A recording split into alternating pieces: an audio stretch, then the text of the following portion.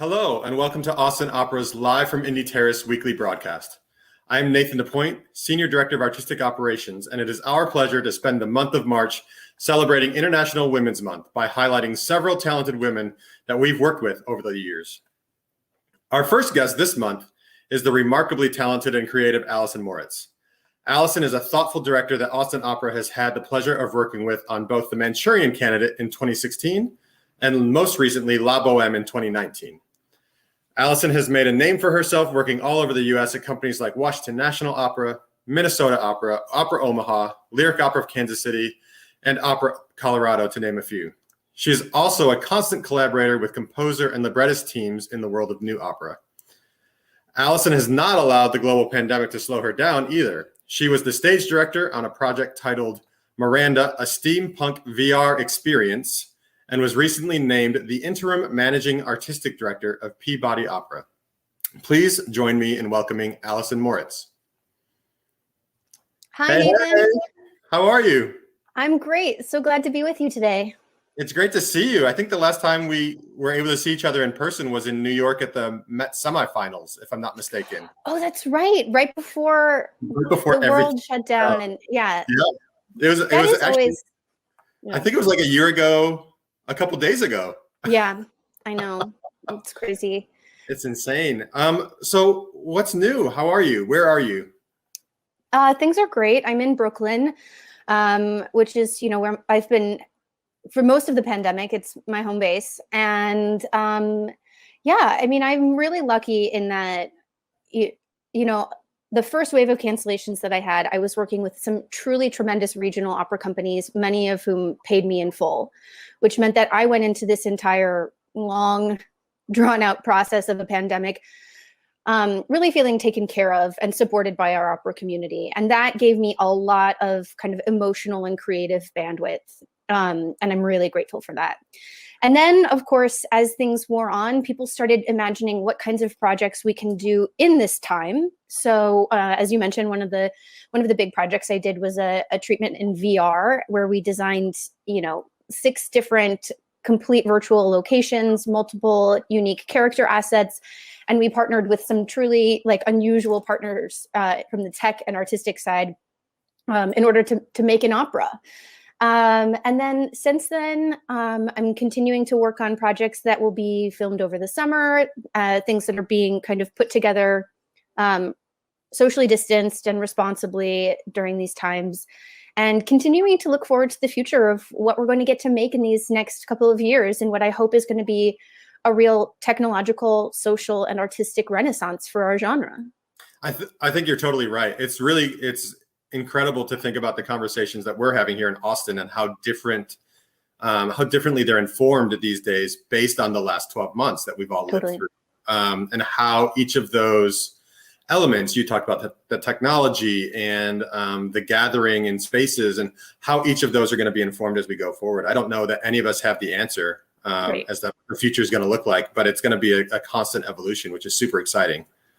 I know us in Austin are super excited about that. So, well, you have a great place to experiment in Austin, right? Because that's the whole thing, is that you can, you're the capital of live music. So you can do the great standard rep, and then you also can experiment. And that's, and your audiences are there to support it, which is one of the most amazing parts of working in Austin. It's super exciting. So you mentioned, or I guess I mentioned, we haven't touched on it too much, but the interim managing artistic director of Peabody Opera. This is a very new appointment within the last month, right? Yeah. So what's happening there? Well, I really wanted to find a home base where I could contribute more consistently to a community. And one of the great things about being a freelance director is that I do feel at home in so many of our kind of great regional houses. And I have gotten close to you guys in Austin and the team at WNO and, all over the world, and specifically in the United States. I'm from the Midwest. So working in the Midwest is kind of like a dream come true for me, because I think that we need engaging, innovative opera that is made here by artists who want to see it as uniquely contemporary and American. So for me, one of the things that has been kind of tricky over the last couple of years is feeling like my artistic agency is growing and not having a place where that had a context, and where I felt like it was contributing to something.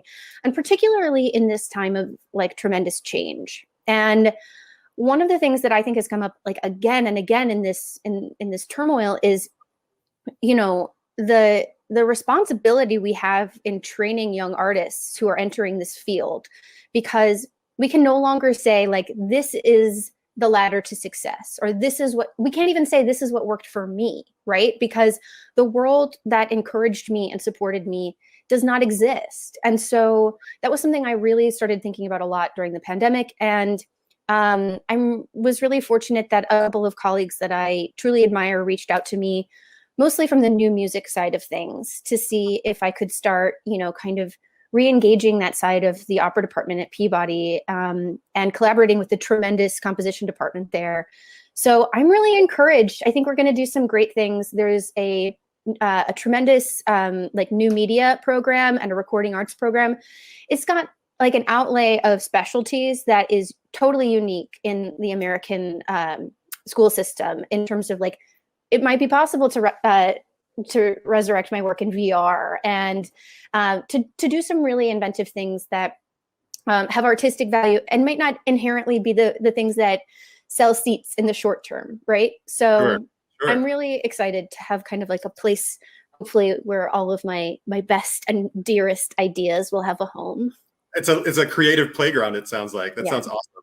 Yeah, well, and plus I got tired of, as a freelance opera maker, whether you're a singer or a conductor or anything, a lot of time you're picking up routes every 3 to 5 weeks. And especially as a director, where you don't stay for the run of the show. I mean, I would have often, 10 or 11 different cities in a year that I was in for about a month.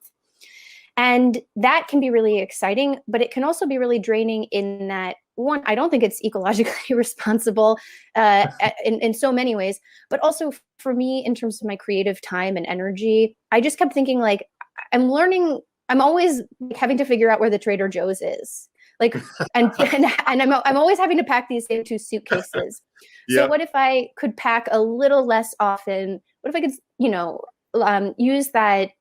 use that kind of creative impetus, not to figure out like what dry cleaner to use before opening night, right, but instead have my work be grounded in a larger context. I'm so glad. But I am still freelancing. Sorry to interrupt you. I am still freelancing. No. It's a great. I'm very lucky that they have a strong trajectory of teaching artists, people who are still performing and making and in the world at large, and that's a big part of their pedagogical philosophy. So I will still be, visiting the Homewood Suites, or, a frequent Enterprise rent-a-car customer. I'm just taking notes here, and so just making sure that we have that in right over here. Well, shall we dive into bohème? Let's do it. Awesome. Well, the last time, I can't believe it's been almost 2 years now since you were here directing bohème. Almost 2 years. So it feels like the time has gone really quickly, but also exceptionally slowly at different times. So, right. Well, I'll just give a brief background of bohème, a few historical facts, and then we can dive into your participation in the bohème here in Austin and your participation in bohème in general. So bohème, for our viewers, it premiered in 1896 at Teatro Regio in Italy. And it was conducted by a then 28-year-old Arturo Toscanini, who we all know became one of the best conductors and most famous conductors ever to live. And bohème, it has since become one of the most beloved staples in the operatic repertoire. It is consistently in the top 2 or 3 produced every year across the world. And Alison, I kind of wanted to ask you, I have my own opinions, but I wanted to ask you what your thoughts are on why do you think bohème as a piece has resonated so well with audiences over the years? I mean, we're talking now about 130 years since it was written. So why do you think throughout the changing of our society during that time, why do you think bohème has stuck around so well? Sure. I mean, it's a great question. For me, it's that like the core of this opera is so evergreen, and operas are often built around kind of big human experiences that most of us have at some point in our lives, whether it's a great love or, like some kind of terrible conflict or moral dilemma. And in this case, what it is this story centers on this tipping point between adolescence and adulthood, between idealism and either reality in some cases, or disillusionment, or like a different kind of hope. And one of the things that's very particular about that kind of memory is that, we might have different loves at different points of our life, right? And we might have different kinds of conflict at different phases of our adulthood. But this moment of change, like this particular moment, is sort of universal, and in terms of universally hitting us at kind of like the same moment in our lives. And the way that Puccini has said it, and the sort of specificity of these few months in the characters' lives, it is so palpable that, one of the most common kind of things that you hear about Bohème is like, audience members who watch it, and even though they've seen it 20 times, every time they're convinced and they wish anew that she wouldn't die, that Mimi would not die. And spoiler alert. Right. Yeah. I've heard that there's no spoilers in quarantine, that if anything is older than like 4 hours old, you can't spoil it. Yeah. I think you're totally right. And what I love most about Bohème too is you mentioned it, the timeline that is set within the act structure is so, you feel that time, you feel the growth through that period, you feel the energy as it ebbs and it grows. It's a really amazing result of what Puccini wrote in that score, and how those musical lines are treated throughout. It's one of the most beautifully structured operas of all time. This idea of the sort of velocity within each act, and the way that those moments can be at once suspended in the interior of the act when they're falling in love, because time does kind of escape us in those emotional moments. And then also he kind of always brings us back to reality with this emphatic musical gesture at the end of each act. I think we'll hear that at the end of Act 3. Excellent. So when we approached you to direct Bohème, a couple questions. What made you say yes? What was exciting to you about the project? Did you have any trepidations or worries about the project? Sure. Well, it was an interesting, it was an interesting contrast, right? Because my first project for Austin Opera was a really new piece, The Manchurian Candidate by Kevin Putz. And so that was like kind of working on something very pithy and modern and brand new in this kind of sort of the opposite of what we ended up doing with Bohème, which is kind of like a big, lavish traditional production where, we're really trying to bring everything that people love about opera to the fore.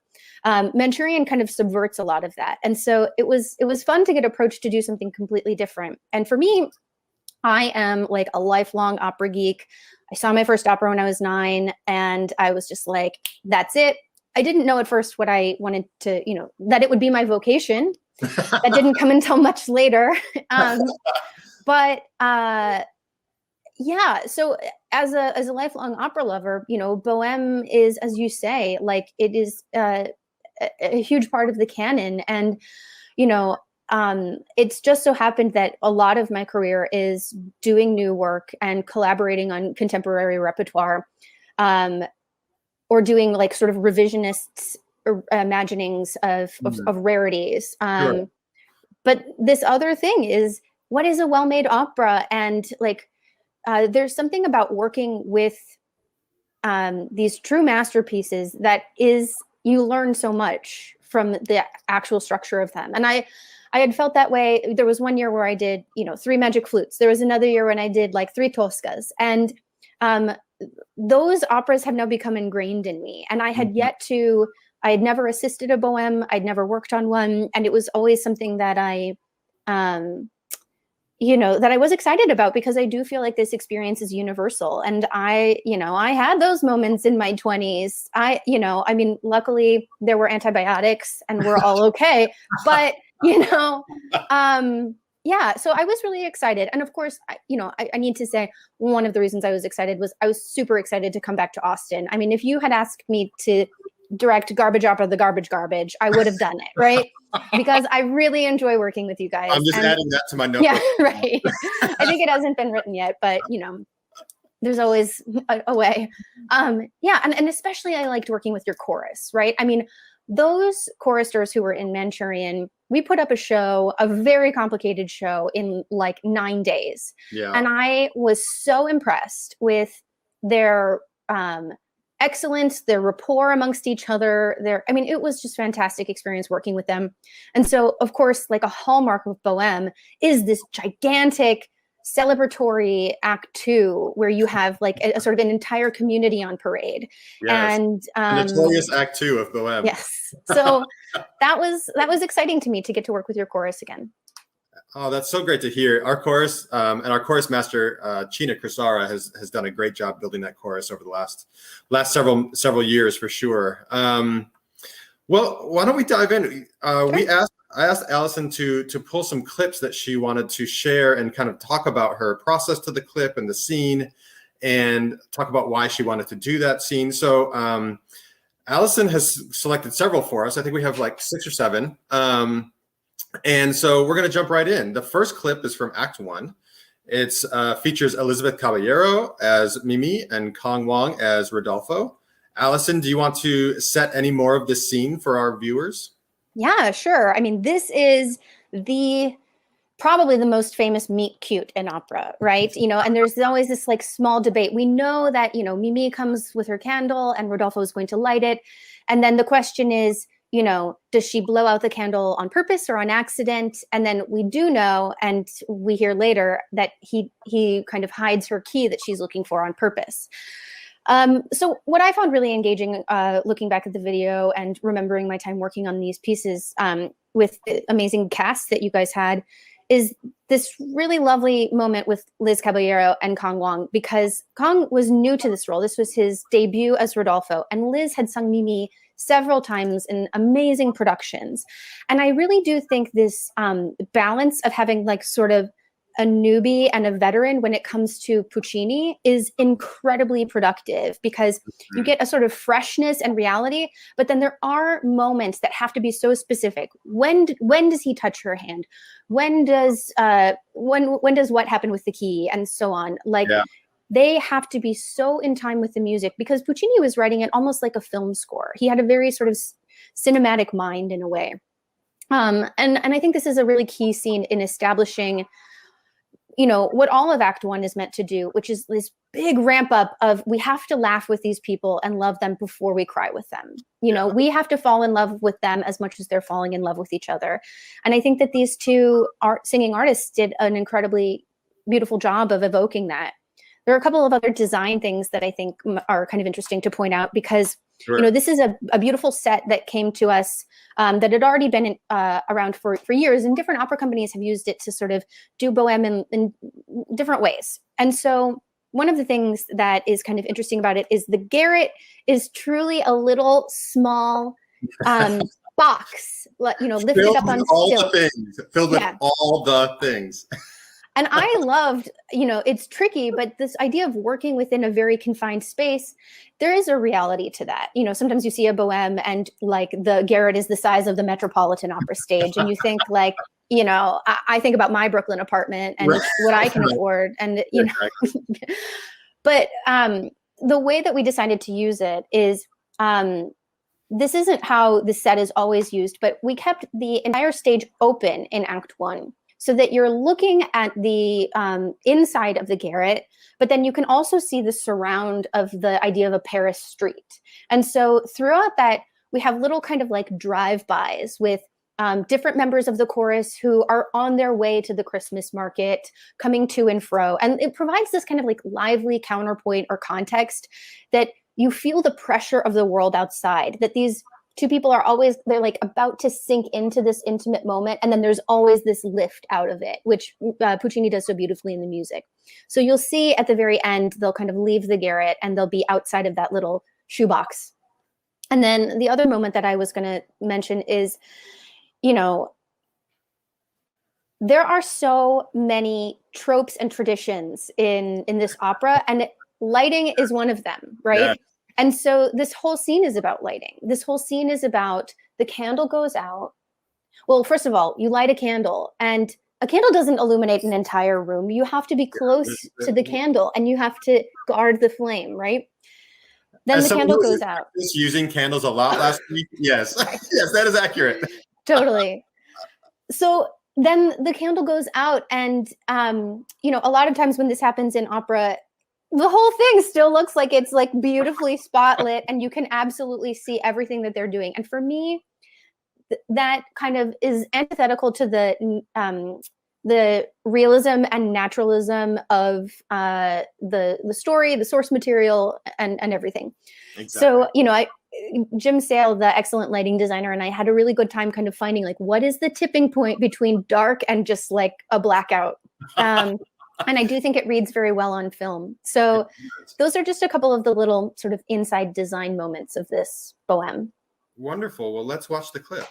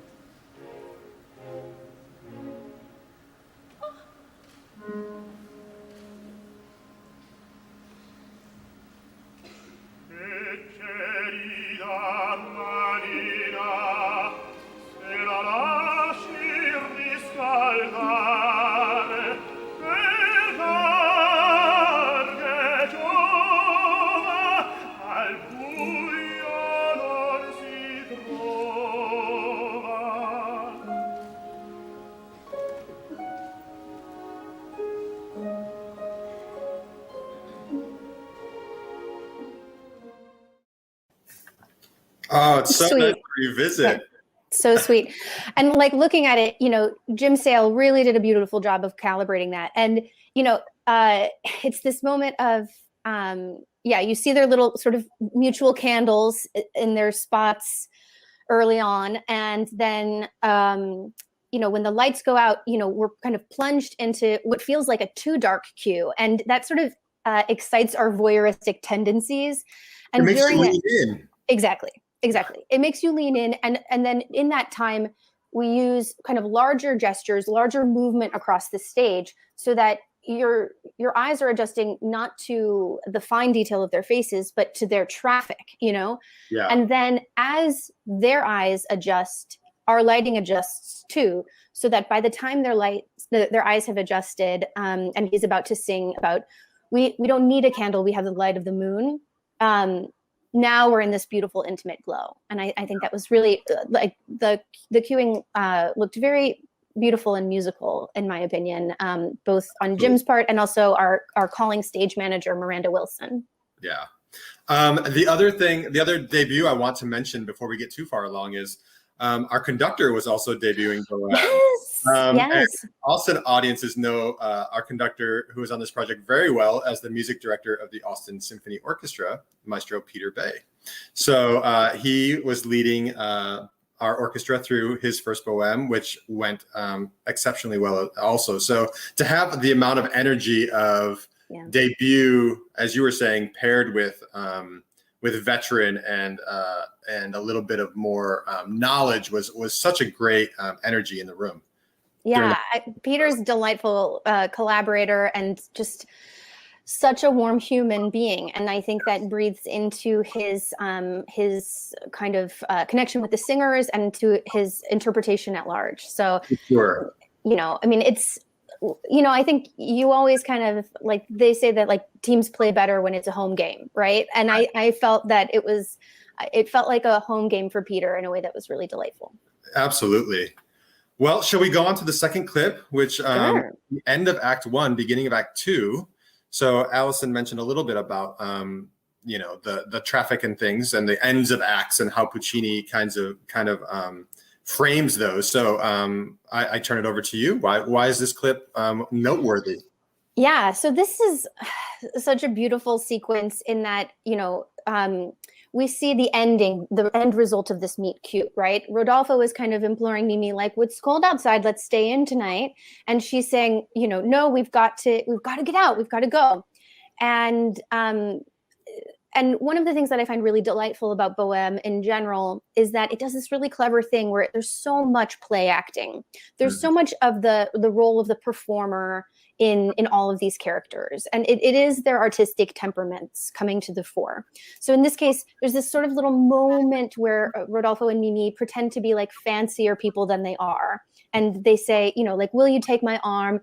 Of course, let's go out. And they leave to go out into the night feeling rich, even though they're not rich, right? They're going to have a rich evening. And it's because they're with one another. And so here you'll see a little bit of this idea of moving out of the shoebox, as I said, and this opening iris of what that Paris landscape would be. And as the curtain closes, we're, rapidly starting our scene change so that we can have this incredible reveal, like full of energy, bam, at the top of Act 2. And this is where you see sort of the community of Austin opera, like, come to life. As you said, prepared by China Crisara. And we have the adult chorus, the children's chorus. We have some very fun and amazing supernumeraries. And I loved working with the supers in this show. One of my favorite details in this crowd scene, because there's a lot of detail, the goal is that I always wanted to kind of feel like choose your own adventure, and that no matter where your eye wanders, you will be seeing something that is adding to the story. And so in this case, if you look into the lower left corner of the screen, you'll see our amazing colline, Ashraf Sualam. Am I saying it right? I can't remember. Yep. Okay. Ashraf, who is just like such a consummate pro. In Act 1, we've established that Colline has he's a philosopher. He has a terrible beard and like very long hair. And he comes in with his buddies and they plop him down in this chair that's a barber, who was one of our excellent supers. And his name was David, a lovely super David. And they give him a haircut on stage. So if you watch the lower left corner of your screen, you'll see a little on stage haircut. Yeah, the other part of that gigantic scene shift is the amazing crew and stagehands that we have on our team, led by our director of production here, Vince Herod. They work so hard, and they often don't get any credit or any recognition. And so I just wanted to absolutely be sure to point them out and their efforts on this project, because going from Act 1 into Act 2 with a very short period of time to make that happen is a really monumental task. So I want to make sure that kudos to those folks as well. Yeah, and we can even bring it up again as we transition out of the street scene, out of the exterior street scene to the interior cafe, which is our next clip. Because it's one thing to do, a quick and quiet scene change in between acts, curtain comes down, but it's this other thing to move giant pieces a vista while the audience is watching something. And as a director, I never feel like I have to worry with Vince and his crew, and that is the ultimate luxury. So that's a huge compliment. That's a huge compliment for sure. Well, let's dive into this. Great.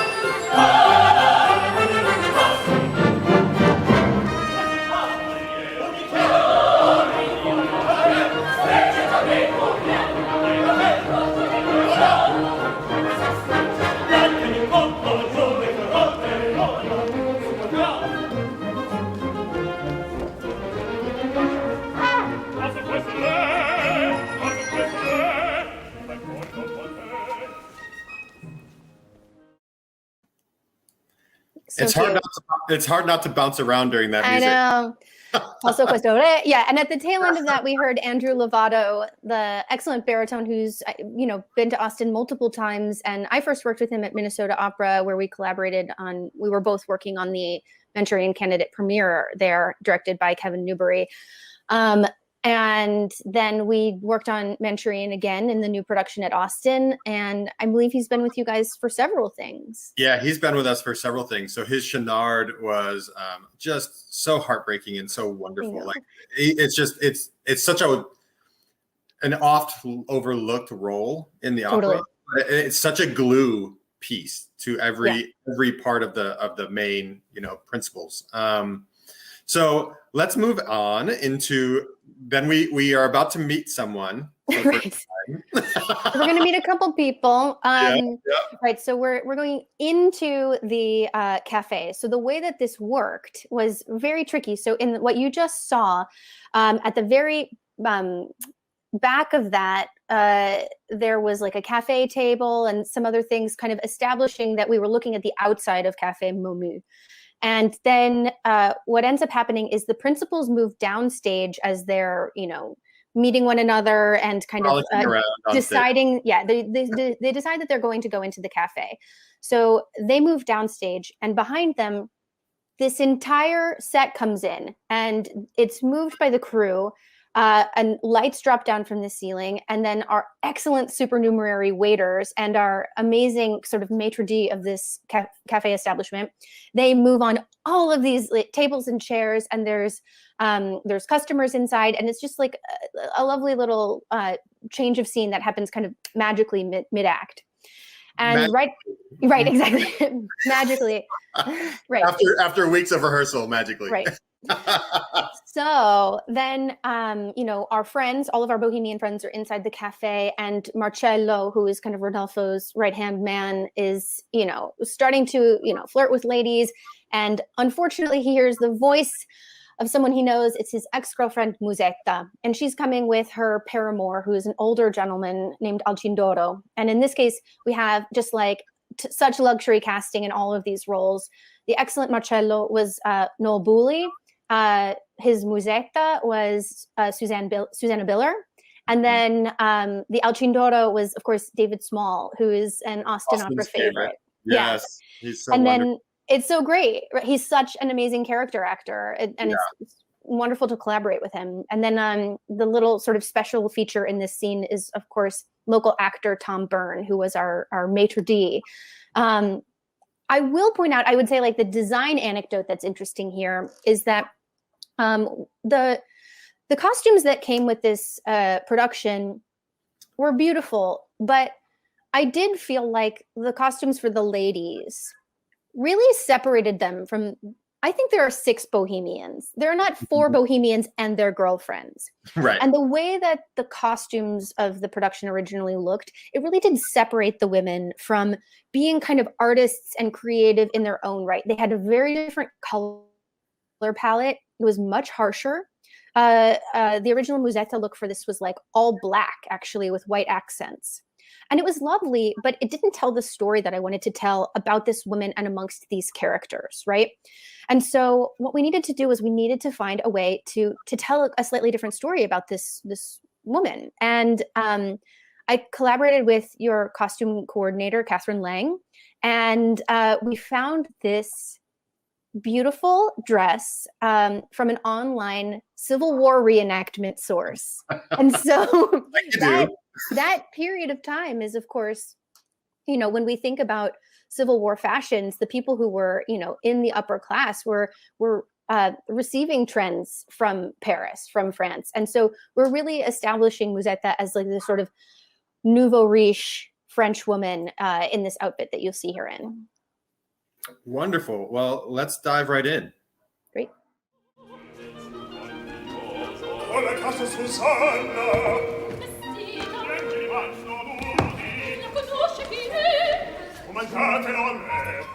Il suo nome è Musetta, cognome tentazione, per sua vocazione fa la rosa del re, chi ha molto sovente d'amanti e d'amore, e come la civetta, e un cielo sanguinario, che sul cibo ordinario,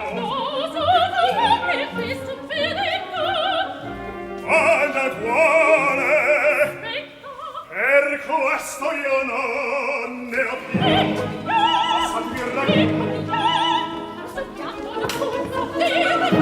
oh, Musetta!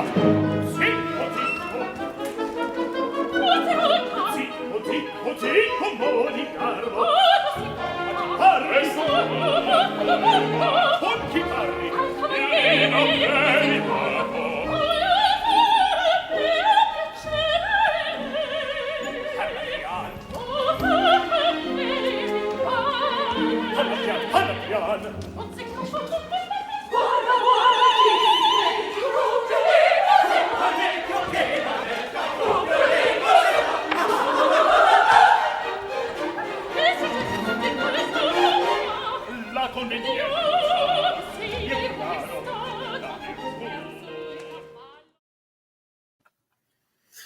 Ah, such wonderful memories.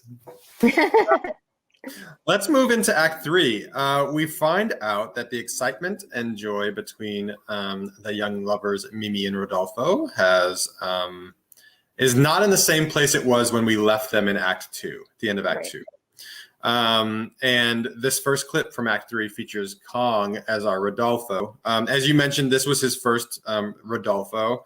And I have to say, I love the quality that his voice brings to this role. There's just a vibrancy and a depth at the same time, which is really lovely.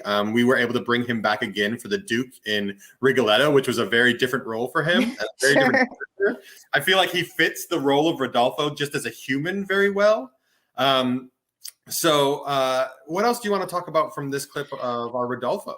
Sure. I think, this is absolutely why I chose this clip, is because, it does show Kong in such a tremendous light. He is such an amazing talent. And you really get this sense that he's open-hearted and that is reflected in his vocal quality in a way that feels really palpable and fresh. And that's what feels really immediate about this performance. Is we know this is an old story. We know what is going to happen, but he makes it feel alive in this moment, which is kind of like the magic of opera.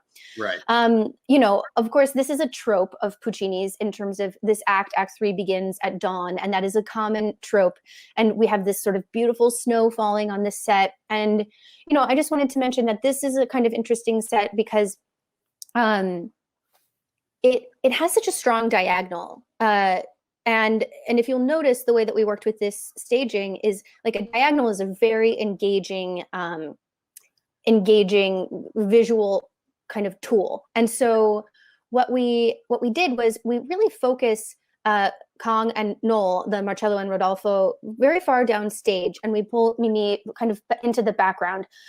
And what you feel is that then there's a reason for all this space, right? Because we're taking up the same amount of space that we used to tell a story with 80 people. Now we're taking up that exact same footprint to tell this, to make a container that is large enough for these people's emotions. Mm-hmm. And I think that's something really kind of interesting about how we use this net. That's a way to say that. Yeah, and then just one other thing about the design here is that the way we kind of manipulated the costume tracks is I wanted it to feel very much like we were steeped in the period of Bohème in Acts 1 and 2.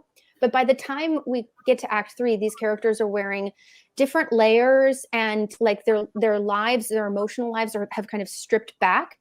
And so you'll see that they're wearing fewer of those kind of fancy vests or details. They look more contemporary, and that's deliberate. They're still in all period clothing, but the palettes, the silhouettes, the structures that we use, it's supposed to make you feel a little bit more like you're watching a scene that you've seen play out in your own real life. This really hard breakup. So that's just a little insider design detail. Nice. Well, here's Kong.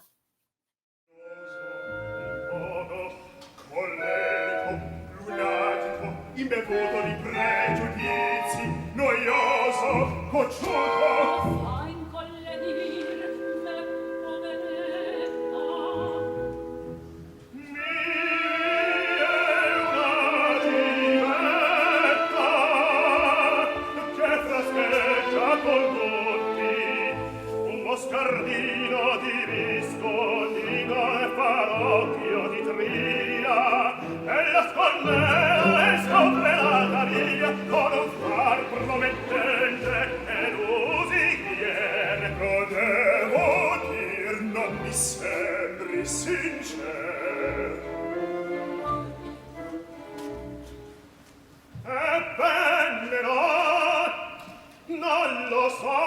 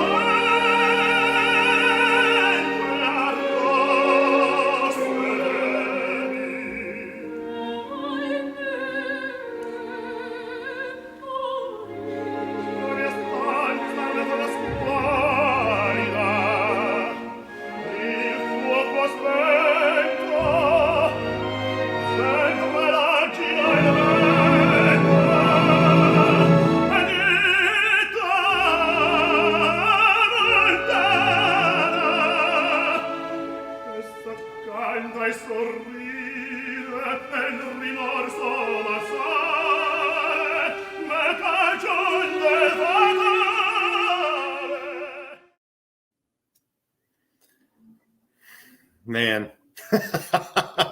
that boy can sing. Yeah, You know, it's great. It's just so good, and his body language, which again is him. He's just so natural that it brings you in, and it's just beautiful. I mean, that's always my kind of. I mean, of course, there are directors who are really stylized in terms of their approach, and I love so much of that work. But for me, what is always interesting is finding, especially in this kind of repertoire, right? Finding and cultivating this idea of like, well, what do we, we have a Rodolfo who's new to the role. Actually, how does that add to the energy of this? Right. How does this feel? And how does this idea of, we have this experienced Marcello, Noel had seen the role before. And I think even in the German Fest system, so we'd done many, many performances. And it adds to this dynamic really of like this kind of little brotherhood and of Marcello kind of shepherding Rodolfo along in the first two acts and then being at a loss for how to help him further. I mean, it's truly, that is the sort of effervescent spirit of Bohème, is that you have this tremendous cast of soloists who then band together and become a team right before your eyes, and it's so great. And that's when it works the best, for sure. Right. You always hear those stories where it doesn't, but we were really grateful to have a cast that really came together so nicely, and put on just a wonderful show for Austin. And I think to this day, I believe that I'm correct in saying that La Bohème was our biggest selling tickets, single ticket sales ever. That's amazing. Huge, and a lot of that goes to word of mouth and people going in to see the show and talking about these performances. We're going to hop to the end of Act 3. Okay, great. Having been a baritone back in the day, and being able to sing a couple Marcellos, this was always one of my favorite musical moments that I was ever able to do, because you have this wonderful musical juxtaposition of styles between the two lovers in Mimi and Rodolfo, and then the two quarreling lovers in Marcello and Musetta. And it just, for me, going into and driving into the end of that act, setting up so nicely what's to come in Act 4 is such a wonderful, there's such a wonderful momentum to that. Absolutely. Going into that moment. So you picked the next clip. Do you want to kind of talk a little bit about it?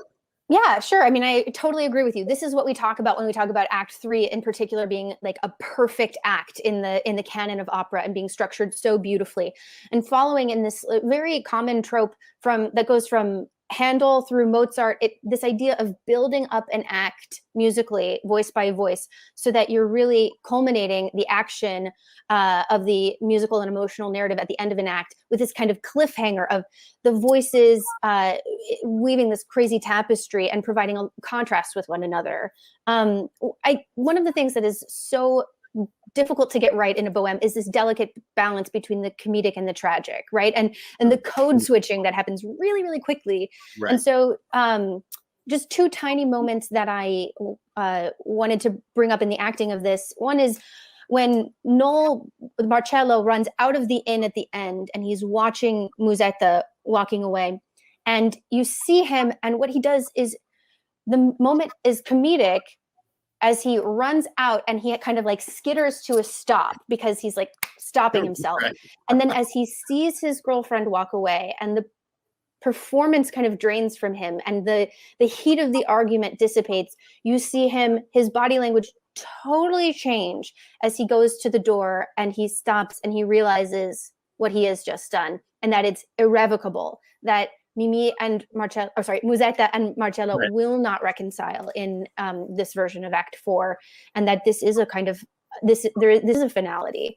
And then one of the things that's also very strange about this is that because we have two sets of lovers who are in their 20s and in their own emotional worlds, we have these very heated duets that are happening where there are two sets of people kind of screaming on stage, and yet they don't seem to have any idea that the other people are talking, right?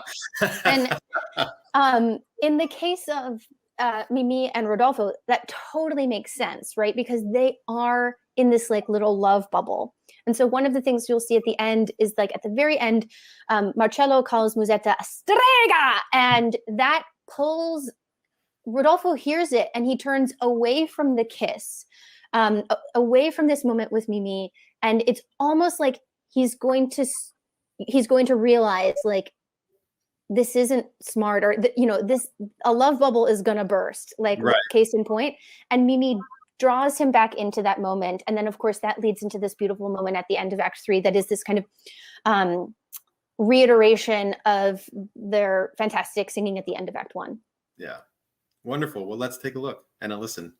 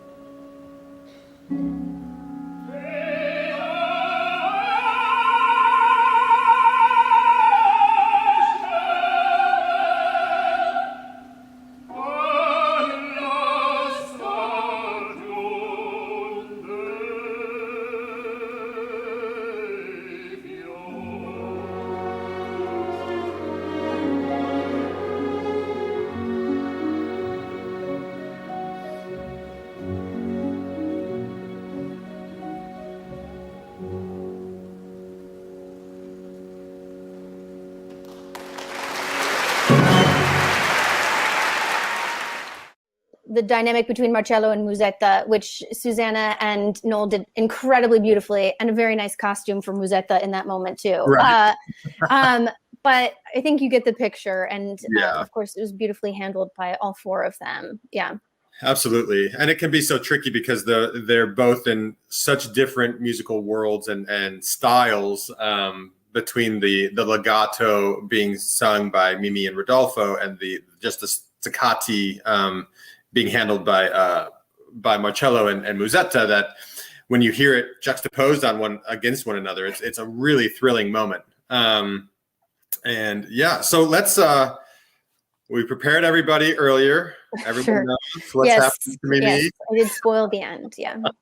So so we're gonna move into Act 4 and really toward the end of Act 4. And so Alison, why don't you talk about? We have 2 clips that we're gonna play back to back. Alison, if you want to go ahead and talk about those and why. Yeah. So we're back in the garret, and we've seen this small apartment, that is shared by the roommates Marcello and Rodolfo. And in the first act, we saw it with all this kind of life of the city around it and the backdrop of the city. And now we bring in this iris that we have that's like a sort of tighter cityscape. So all you can see is this tiny room that they have. And, it's a sense that we're kind of fitting our lives into this smaller space, and that these people are kind of outgrowing this space because they are reaching a kind of adulthood that is a challenging one, right? And so, the most beautiful moments of this are this idea that Puccini uses music to enhance the storytelling of this moment in a way that is so incredibly satisfying, because it uses music to evoke memory in a way that kind of only opera can do. And so what you'll hear is the sort of courtship of Mimi and Rodolfo that you heard in Act 1 echoed in a new orchestration. And as Rodolfo, can't kind of keep playing this game anymore, Mimi picks up the mantle, and she, in her failing voice, starts to say the words that she remembers him saying to her, what a cold little hand, let me hold it in mine, let me warm it in mine. And Puccini has just done this beautiful job in terms of the vocal setting and the orchestration, because she sings in this kind of faltering, constant tone, because she's, slowly losing strength. Right. So then there's this anticlimactic moment, right? There's this completely anticlimactic moment where Mimi, it's anti to every opera heroine that we've known prior to this time, right? Mimi drifts off into a sleep that is eternal, and Rodolfo doesn't even know it or realize it. And that is the verismo element of this. That is the veristic tragedy, is that our lives don't, blow up and self-immolate, Right, exactly. And so you see this quiet moment. She's a heroine, but she's kind of an anti-heroine in a way, in that she subverts so many of our expectations. And of course, Liz does a very beautiful job of that with Kong at her side. So we see the demise of Mimi, and then we also kind of get a glimpse at like what is the before and after of this group of friends. Yep. Oh, sorry. You froze on my screen for a minute. Sorry. I was just nodding and being silent. Yeah. Well, let's go ahead and play these next 2 clips, and then we'll come back and chat a bit more.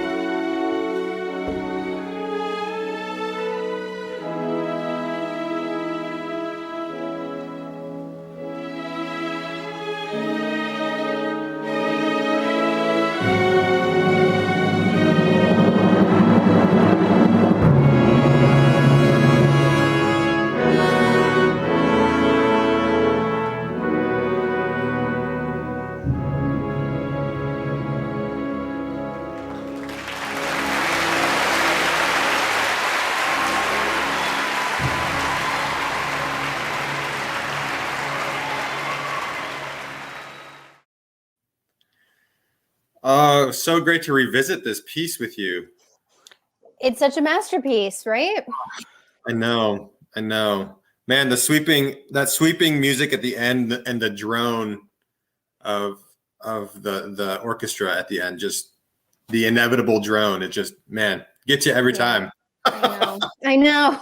No, But that's big opera. I mean, we have, big feelings. And I think that's what's so cathartic about it, and being able to experience it in person with other people, right? Is that it's not just, it's truly a feast for the senses, and our emotions are activated by the beauty of the spectacle, by hearing it, and even by the vibrations of being. And in that case, with those final chords, like, you can feel it when you're sitting there watching it. Yeah. That's going to be the most wonderful part when we all gather again after all of this is over. Was anything of that stuck with you from this that you carry through? Yeah, I mean, I think one of the biggest things is this idea of, in opera, we do have a repertoire, and how do we benefit from the experience of our collaborators who have done these roles multiple times in many different iterations, and also breathe new life into it, whether it's like in a socially responsible way or just in a fresh aesthetic perspective, right? And I think those two things like have to go always hand in hand, and there's so much to be gained on both sides. So, honestly, when I'm doing new works and world premieres, I'm constantly thinking about these classic structures. I'm constantly looking for where we can create juxtaposition and counterpoint, or where we can create a build in this effective way. So, getting to have both a bird's eye and like a very nitty gritty understanding phrase by phrase of how Puccini builds this, and getting to work on it with, such a beautiful cast and such sort of generous singing actors. One of the things that I'm kind of floored by looking at this is, that's an archival video that was never meant to see the light of day or have public people watch it, right? It's made for grants purposes, right? Exactly. Right. So this idea that, when we see a Met in HD production, it is designed to be captured by the camera, and often that's an incredibly satisfying experience. And so in this case, just the ability of these singing actors to create a performance that could read in an opera house and then also be incredibly satisfying when I'm watching it on my like itty bitty screen. I just think it speaks so much to their expertise and talent. Yeah. And to the, there's no faking it. Even when you see like a tiny glance to catch the conductor, it's you almost can never tell. I mean, and I guess the thing that it's wrapped up in everything else that they're doing. It's like they never come out to, and they never break that, even in a rehearsal, which we film our final dress rehearsals. That's not a live performance, right? And so we brought, we always open up our dress rehearsals to students in the area, and so we did have an audience, but that's truly still a rehearsal. That's our last rehearsal to get everything right and to lock things in before opening night. So for them to be able to bring that even in a rehearsal setting is a really amazing, really amazing skill. I had forgotten about that. And, like if you want to put a bonus at the end of this, you should put in when Marcello and Musetta finally kiss in the end of Act 2, because the high school audience went crazy watching these two people kiss. And you see, is the only time I've ever seen these two consummate professionals break, because they really start going at it. It's like watching like Saturday Night Live for a second, because these two, like totally pro opera singers start to like really have at it in their makeout session, because, these high schoolers are truly responding in the moment to the story, which is, these two get back together. And maybe it's not for forever. Maybe they have other things driving them than true love. Exactly. It's great. Yeah. To that end, I did want to just make one plug. We do have our premium winter pass that you can access our bohème archive by logging into our website. And so all of you viewers, if you want to take a look and revisit this piece, you're welcome to do so. And so go to www.austinopera.org. We would love to share it with you. But finally, Alison, Thank you so much for your time today. It was Of so course. wonderful to reconnect. It's great to see your face after so many months. And I know that we'll be getting back to doing stuff together very soon, very, very soon. Sounds good. Well, good luck with everything. My best to everybody who works on the team at Austin Opera. I have such fond memories of collaborating with you all, and just such fond memories of the audiences and the chorus in particular, because I've truly never seen such enthusiasm and such kind of like vital reaction. I remember after Manchurian, it was electric in that theater. And to experience it again after Bohème is just such an incredible thing, because it's not just, you're not responding to, oh, it's contemporary or, oh, it's classic. You can really do it all. And the thing that it seems like audiences are responding to is like the caliber of the cast and teams you're bringing, the commitment that your full-time staff and administration have towards like really excellent opera and an excellent process behind it. So you have my heart. Yeah. Thank you so much, Alison. And we will make sure I took my notes. So when we do the garbage opera, you'll be at the top of that list. Honestly, there's probably not going to be anyone else who wants to direct it. I will be there. I'm very cheap. Call my agent. Yeah. It was great to see you, Alison. We'll connect again soon, okay? All right. Enjoy the opera. Be well. Bye. Be well.